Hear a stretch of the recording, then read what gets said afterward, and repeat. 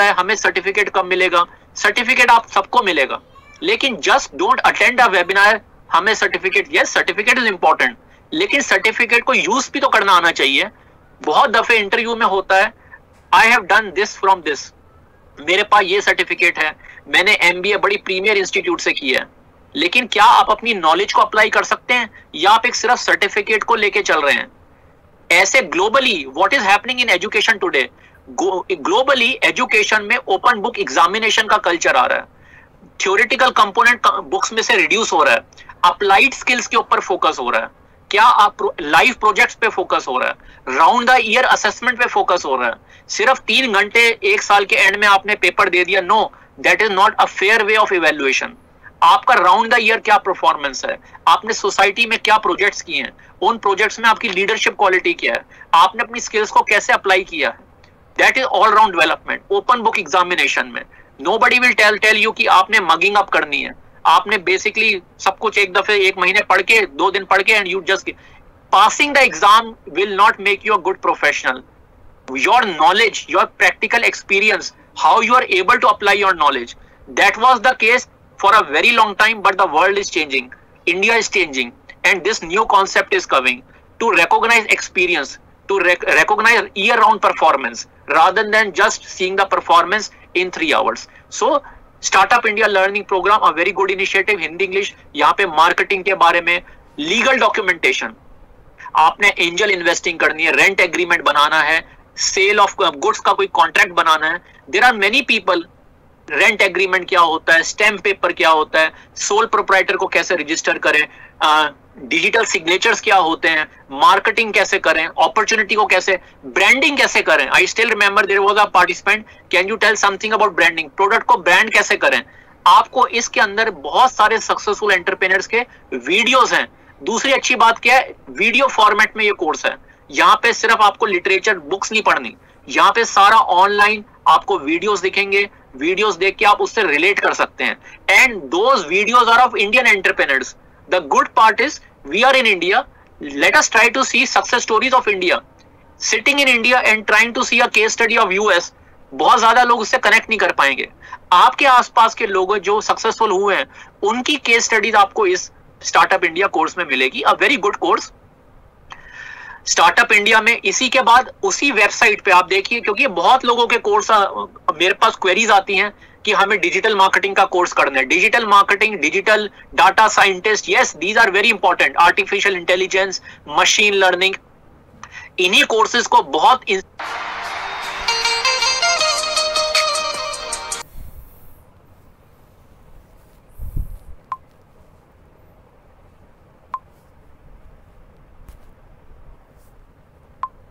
Late me go back.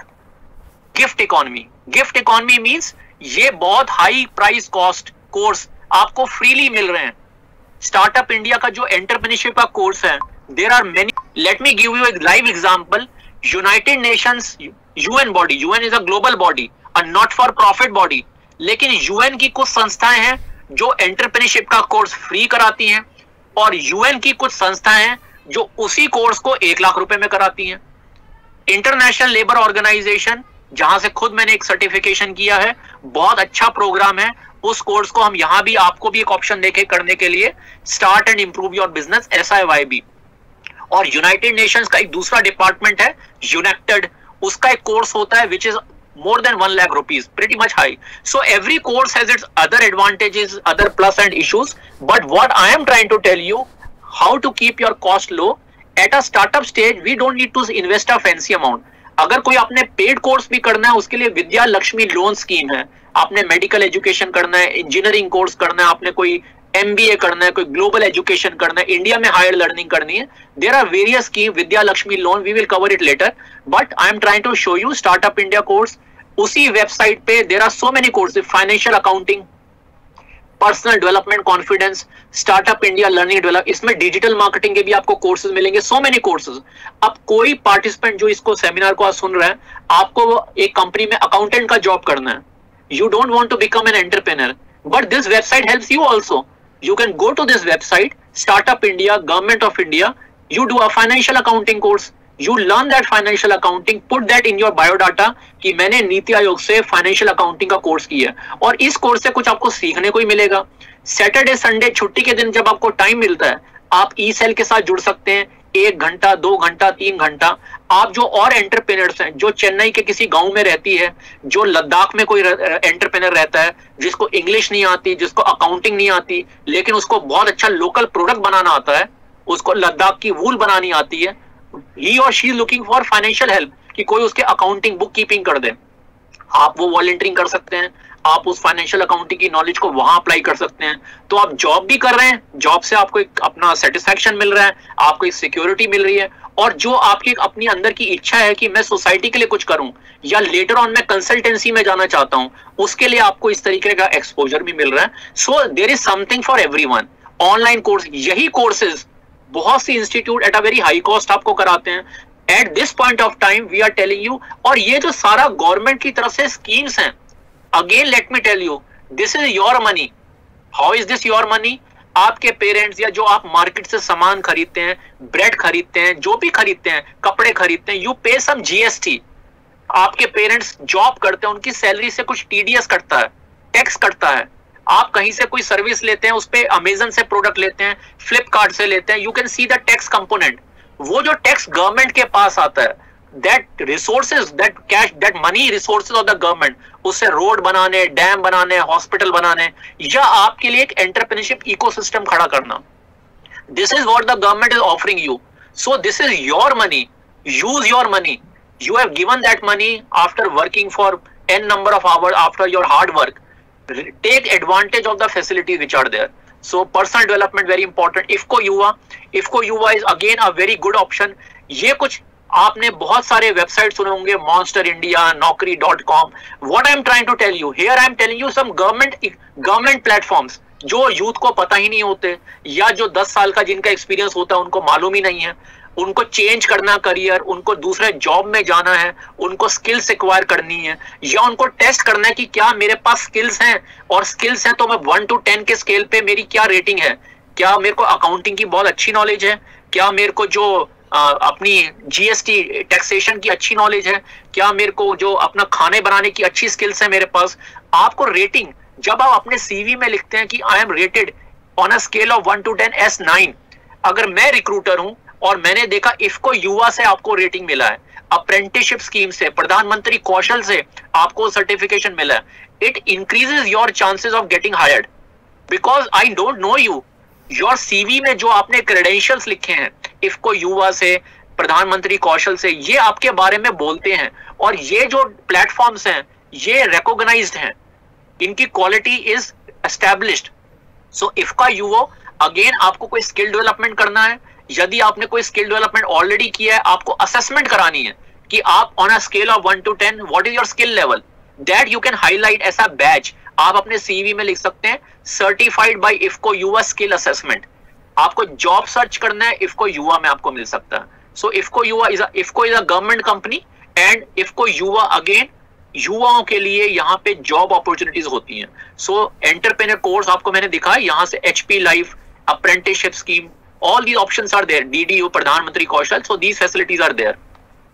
IFFCO national career service, आपने शायद अपने पेरेंट्स से अगर आप डिस्कस करें, वो आपको बताएंगे, या उनको भी शायद अगर मालूम हो, एम्प्लॉयमेंट एक्सचेंज एक वर्ड होता था बहुत टाइम पहले, और पहले जब कंप्यूटर्स नहीं थे, इंटरनेट नहीं था, there used to be physical, एक ऑफिस होता था गवर्नमेंट का जिसको एम्प्लॉयमेंट एक्सचेंज कहते थे।